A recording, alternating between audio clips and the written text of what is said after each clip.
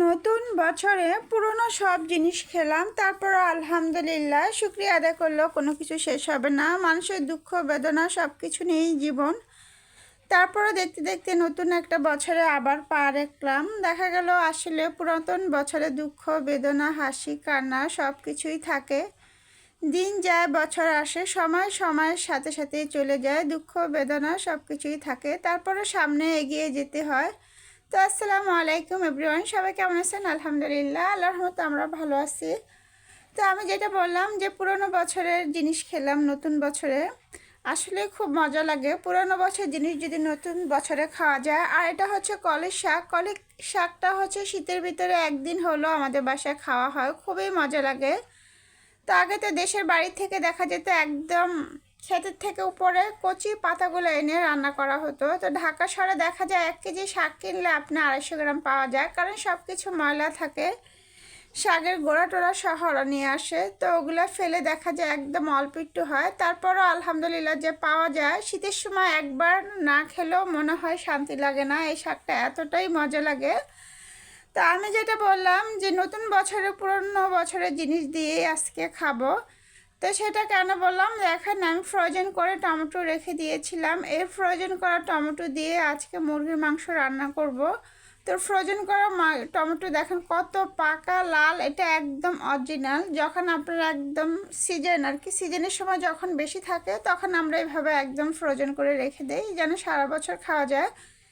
তারপরও আমার সিজনের সময় সিজনের জিনিসটা কেন জানি বেশি ভালো লাগে, অসময়ে জিনিস খেতে ভালো লাগে না। তারপরে এভাবে রাখলে যখন আইস থাকবে, আইস অবস্থায় আপনি এটাকে পুঁতো দিয়ে ছেঁচে বেটে দিবেন। এমনিতে দিলে কিন্তু তেমন একটা টেস্ট লাগে না।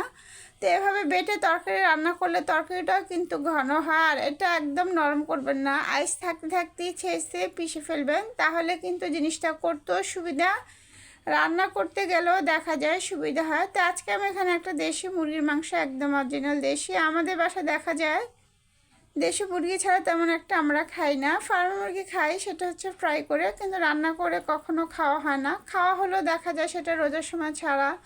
আসলে ফার্ম মুরগিটা যতটা সম্ভব না খাওয়াটাই ভালো, কারণ সেগুলোতে সব দেখা যায় খাবার দাবারগুলো সব কি খাবার না খাবার খাওয়ায়। আর ফার্ম মুরগির হাড্ডি তো চাবানোও একদম ঠিক না। তারপরেও দেখা যায় বাইরে খেতে গেলে ফাস্টফুডের দোকানে সব কিছুতেই কিন্তু ফার্মের মুরগি, যতই আপনি বলেন না কেন ফার্ম মুরগি না, কিন্তু সেখানে ফার্ম মুরগি ছাড়া কিন্তু চিকেন ফ্রাইটাই অনেক কিছু, কোনো কিছুই হয় না।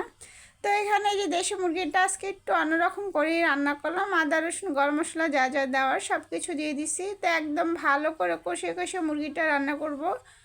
আর এই যে টমেটো দেওয়ার কারণে কিন্তু তরকারির কালার সব কিছু চেঞ্জ হয়ে যাবে। এটাতে আজকে আমি হলুদের গুঁড়া দিব না, ওই যে বললাম একটু অন্যরকম করে রান্না করব পোলাও দিয়ে খাওয়ার জন্য। পোলাও দিয়ে খাওয়ার জন্য এইভাবে মুরগি রান্না করলে কিন্তু দারুণ টেস্ট লাগে। যে কোনো রান্নায় আপনি যত বেশি কষাবেন তত বেশি রান্নার স্বাদ চলে আসে। রান্না কষানোর ভিতরেই যেন অর্ধেকটা সিদ্ধ হয়ে যায়, তখন কিন্তু সেই খাবারটা খুবই মজা লাগে। আর ফ্রোজেন করা জিনিসগুলো একটু বেশি ভালো করে কষিয়ে রান্না করলে ফ্রোজেন করা যে ফ্রিজে সেই স্মেলটা থাকে না। তো আমাদের বাসায় যেহেতু আমার বনু আছে, আমি এটা কষা কষাই করতাম। বনুর জন্য আবার তেল আলু সাথে দিয়ে দিলাম, আলু ছাড়া তো খায় না। তো আজকে আমার লং ভিডিওটা এ পর্যন্ত। সবাই ভালো থাকবেন, সুস্থ থাকবেন, সবাই সবার জন্য দোয়া করবেন নতুন বছরটা যেন আল্লাহ কোনো দুঃখ বেদনা ছাড়াই যেন কাটে। তারপরে দুঃখ বেদনা তো থাকবেই মানুষের জীবনে, এটা নিয়েই শুকুর আলহামদুলিল্লাহ। সব কিছু নিয়েই কিন্তু জীবন, জীবন কখনোই আপনি একভাবে চালাতে পারবেন না যে সবসময় হাসি আনন্দ সুখে, তা না। দুঃখের সাথেই আছে শান্তি, শান্তির সাথেই আছে আবার দুঃখ। তো আল্লাহ হাফেজ।